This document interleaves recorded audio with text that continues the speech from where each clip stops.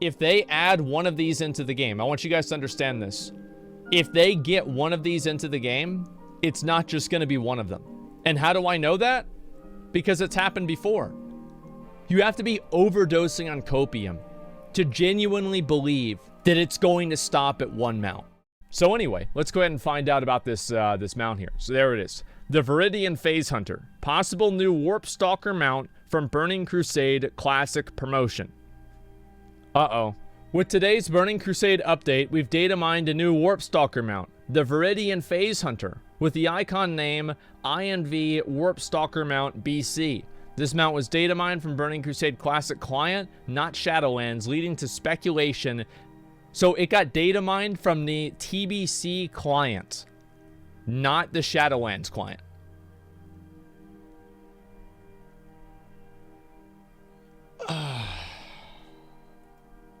I'll show you guys what the mount looks like, okay?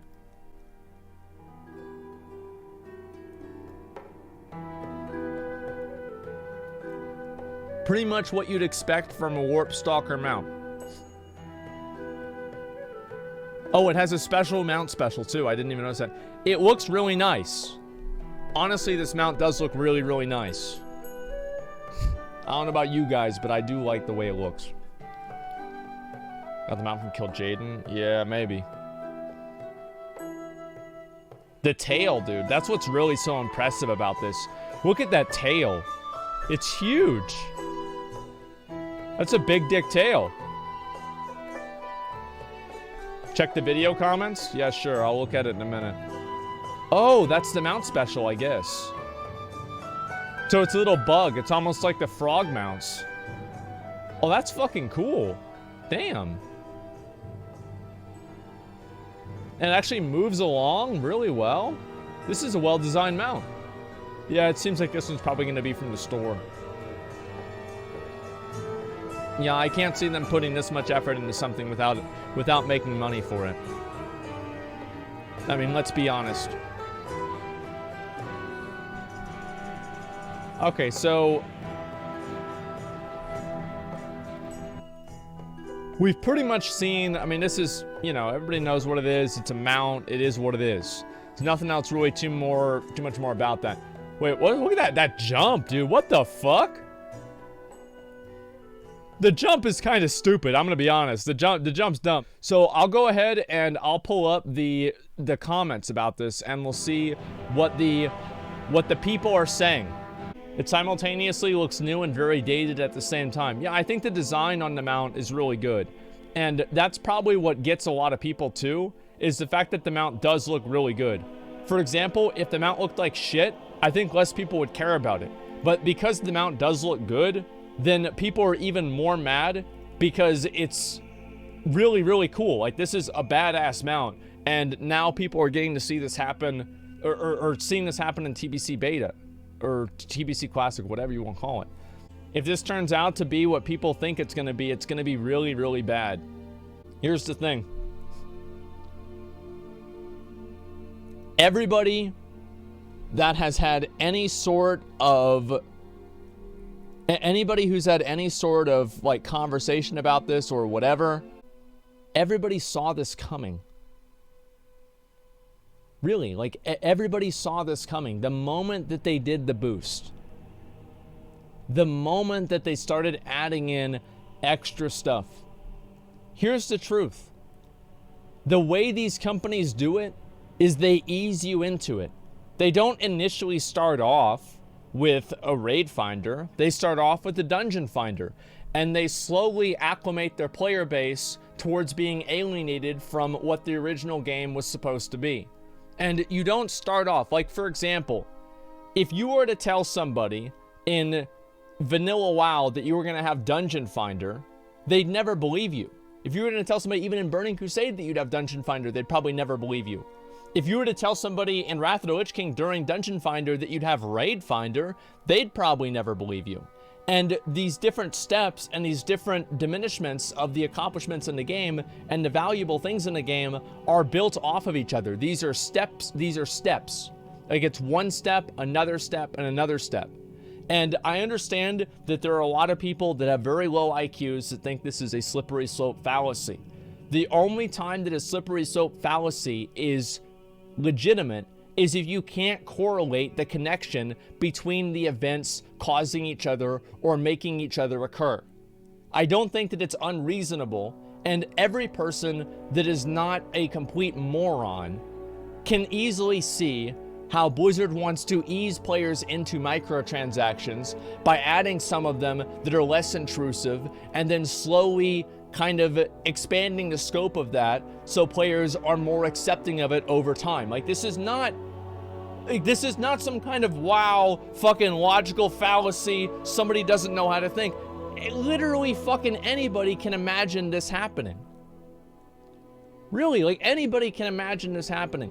And I think it is happening. We don't need to imagine it anymore because it is happening right now. So let's look at this here. See what the hell this is. So Warp Stalkers are a popular pet during Burning Crusade. The archived Burning Crusade bestiary had this to say about the Warp Stalker family. That's not really too big of a deal. While the Burning Crusade Classic Beta is appearing on the Battle.net earlier today, we suspect that we'll learn more about beta launch dates and the mount model very soon.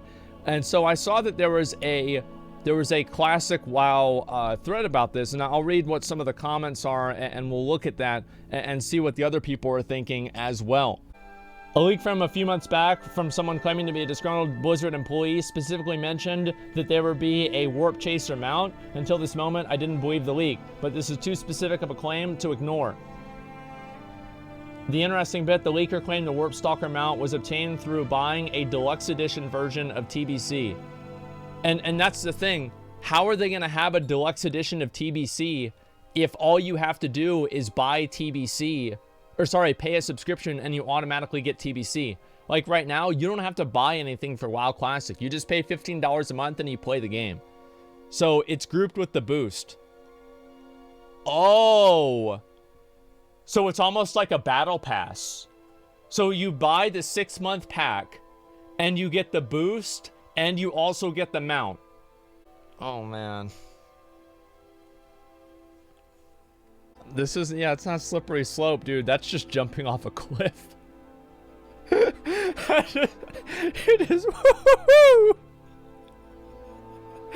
Down we go. I don't know what to say about this, man. It's like, I have no problem with them adding, like, I do have a problem. I hate it whenever they add storm mounts and shit into retail, right? But this is 1,000 times worse because the entire idea of TBC and vanilla WoW is predicated on the idea that it's not going to have the microtransactions. It's not going to have the new age game design. It's not going to have these things. So if you build a game based off of paradigm and then you intentionally subvert that paradigm, of course you're going to have people that are mad because they tried to buy A and they're getting B. I don't know what to say about this. This is crazy. No one said that it's going to be in TBC. Man, it was data mined out of the TBC client. It's obviously going to be in TBC. Look at the graphics for the mount. It's clearly associated with TBC. Like how much cognitive dissonance do you have to see one of the most iconic mounts and the most iconic images and monsters from TBC with a saddle on its back that gets data mined out of the TBC fucking client on the heels of a boost, and then somehow, yeah, how much copium are you on to fucking think that it's not going to be in TBC? I don't know, man. Like, we are assuming. But there's a lot of things that you can usually assume, and they're probably true. This is crazy. The leaker dude ended up being right. Was wrong about the dates, though. They probably pushed it back, to be fair. I'm assuming they probably pushed it back. Probably comes with a 6-month subscription. That way people who buy 6 months just to get the mount won't feel ashamed, and they can just say that they always do that to get a cheaper sub. Smart move, Activision. Smart move. The fact is that this is not really the case. Because after they put it in for the 6-month sub, then you just buy it off of the store. So what happens after the 6 months? Do they have it on the TBC store, and can you actually buy a mount in TBC WoW? Because the way that it works right now in vanilla, or not in vanilla, in retail, like, let me show you. So if you go over to the store, and what is this bullshit here? Wait, there's 2? There's a special offer and a featured. Come on. Holy shit. Like, all of these mounts, many of these were mounts that you were able to get from the 6-month sub. Like, this was the first one that they did, and you just buy this one for $25. And I actually redeemed this one. I've gotten all of the other ones, but I've never redeemed any of them. Like, this one was it was a 6-month one. I'm not redeeming any more of them. At the end of the day, what this looks like, not what this looks like, what this is a way for you to buy something with real money that you get to use in the game, which, in my opinion, even the people that were hashtag some changes, this wasn't one of the changes. This was one of the things that nobody wanted. Some changes is like, oh, maybe a graphical update on this really bad looking item, or, oh, fix the bug. Not, oh, add in a fucking store mount. Holy shit, man. Were you okay with the boost? No, as I said, I didn't like the boost. I didn't like the boost. And especially, I was very much against it because of what it's going to do with botting and the ease of access that it's going to create with botting. So yes, no, I was not okay with the boost. I'm more okay with the boost in a way than I am with this. But at the end of the day, no, I'm not for either one of them. I don't think that's what the game should be. Classic WoW and TBC are fundamentally different games, and they're designed with an audience in mind that is antithetical to these types of design decisions and these types of monetization ways. That's the entire reason why they exist in the first place. What if they make boosts limited? It doesn't matter. Like, I don't think, listen, like, okay, here's the way I look at it. There are worse and better microtransactions. Like, some microtransactions are worse than others. Like, for example, if you were able to just buy Invincible in the store, that would be worse than, in my opinion, buying a random mount that's not available in the game as well, because there's like no distinguishment between the people that earned it, the people that farmed it out, and the people that just bought it with real money. So there are very bad microtransactions, and now are microtransactions that are not as bad. Like, for example, I think a faction change is not as bad. A race change is not as bad as being able to buy a store mount. However, these are all shades of gray. And Classic WoW and TBC are marketed and released and brought out with the express, and they've said, with the express goal of appealing to that audience. There is a specific reason why these games are brought out and an audience that they're meant to appeal to. That audience is not a microtransaction poggers audience. They try to appeal to the retail audience with Classic. That's pretty much what they're doing. Why are they doing this shit? The thing is, like, this is not a secret. Like, why are they adding something into the game? Because it's for money. Like, I mean, what do you mean, dude? Like, they're adding it in for money. Everybody knows that. Like, there's literally no other reasonable explanation for it. It's clearly for money. I have $10 euro and there's no pay to win. I'm fine with the mount shop as long as there's no pay to win. Well, here's the thing about pay to win, is that winning in a game is subjective, especially in an MMO. And the reason why it's subjective is that every player has different goals, and that's what makes MMOs special, is that every player can have different goals. Some players' goals can be to have the highest arena rating. Another person can be to kill a mythic boss or the raid boss the first time, or be the first person that kills it on their server. Another person's goal can be to have all the mounts. And another person's goal can be to have all the pets, etc. And each of these goals, I think, are valid.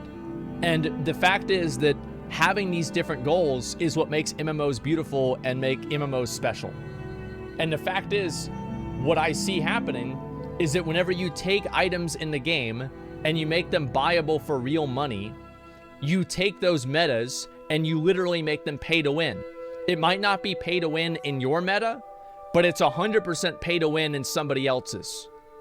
And let's be honest, back in the day, one of the reasons why those nether drakes with armor on them from the Burning Crusade arenas were so special is because everybody else was riding around on a fucking griffin. Now, cool mounts aren't as special because we already have a million other cool mounts. Ashes of Alar stands out in TBC because there's nothing else that looks remotely like it. Now you have the Firelands mount, you've got all of these other mounts that look super flashy and special as well. And the visual spectacle of that item that indicates how special it is diminished. These things matter. And for anybody that grew up playing BC and vanilla WoW, many of you remember what it was like to go into the bank next to the Aldor or the Scryer's bank and see somebody posted up out there with their raid gear on and their gladiator mount, or with their Ashes of Alar, and everybody was clicking on them. That's something that's special. That's something that the game doesn't necessarily design. That's what players do. And you have to create an environment that you have that aspirational content. Look at how bad raiding is right now. How few people care about raiding right now. And you want to know why? It's because nobody aspires to kill Mythic Denathrius. Because nobody cares. Making players care about the content is so much more important. Yeah, there's 4 different difficulties. It's not worth it at all. Yeah, you're right. No one cares about Classic either because it's too easy. But they did back in the day. And that's what I'm saying. People will care about gladiator mounts in TBC. Of course they will care about gladiator mounts. Why would they not care about gladiator mounts? I find it weird that this seems to be the thing that crosses the line for some people, as if the boost wasn't already far enough that actually affects gameplay. And this might be the realization. Classic is going to be littered with microtransactions going forward. I think the reason is that the boost was a one-time only thing, and it didn't actually affect TBC content at all. Like with this mount, everybody's going to see this mount everywhere in TBC. Like everybody's going to have this mount. So probably everybody's going to have a lot of people are going to have this mount. That's why. Is that the boost is in a way invisible for a lot of people, but this isn't. Like it's a visual reminder that you're playing in a game that has microtransactions in it. It's just sad. It's just fucking sad. Makes me not want to play TBC Classic. Well, here's why I think here's why I feel that way. Is that if they add one of these into the game, I want you guys to understand this. If they get one of these into the game, it's not just going to be one of them. And how do I know that? Because it's happened before. People said, oh, it's only one mount, don't cry about it. Oh, it's only 2 mounts, who cares? And now we have multiple pages, multiple special offers, 6-month subscriptions, BlizzCon bonus mounts, dozens of different pets, transmogs as well, special toys where they basically took the money away that they said was going to go towards the players and it went towards Blizzard. The thing is, like, you have to be overdosing on copium to genuinely believe that it's going to stop at one mount. Because if they let one thing go through, it's just going to be one after another after another. What do you think they're going to do after the 6 months of TBC is over and they're getting ready to release Serpent Shrine Caverns or maybe some other middle patch in between that? Do you think they're just going to say to themselves, oh, well, I guess we're just going to stop making money on this game? No, they're going to do it again. Clearly people are buying the mounts, which is why they keep doing it. Well, of course they are. The thing is that, here's another example I can give you to counter kind of like that line of thinking.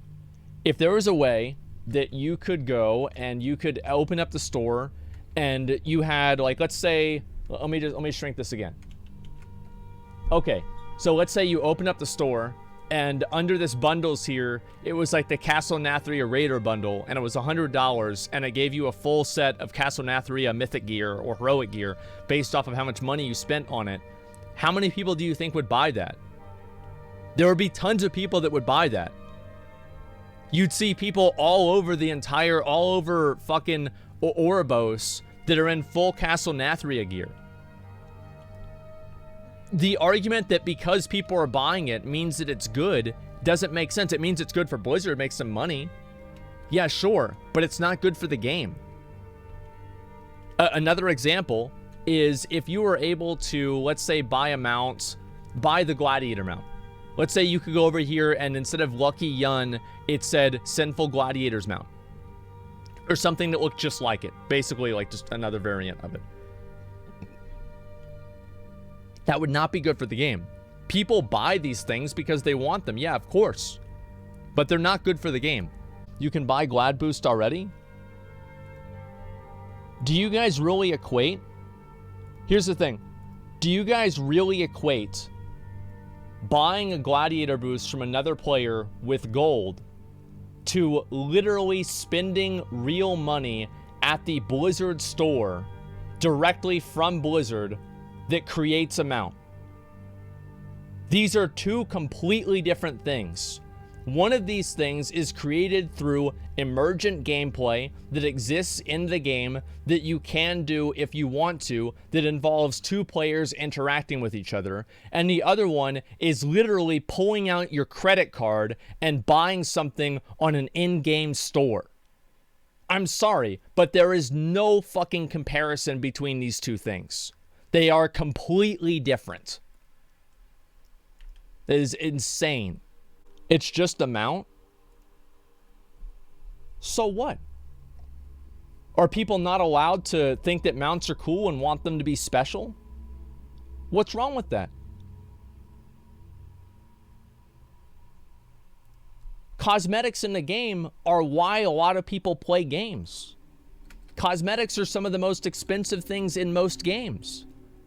What does a party hat do for you in RuneScape? Nothing. But it's worth fucking billions of gold because people think that it's special. Cosmetics, like even in real life. Like I use this example. Why does somebody buy a Lamborghini? A Lamborghini is a cosmetic item. You're not using a Lamborghini to drive as fast as it can go. You're using the Lamborghini to show off that you have this thing. Are there too many games where cosmetics are no longer special? Yeah.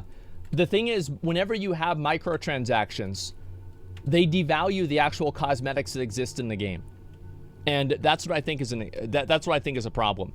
It's for profit. There are a lot of things that companies can do to make them money that are bad ideas.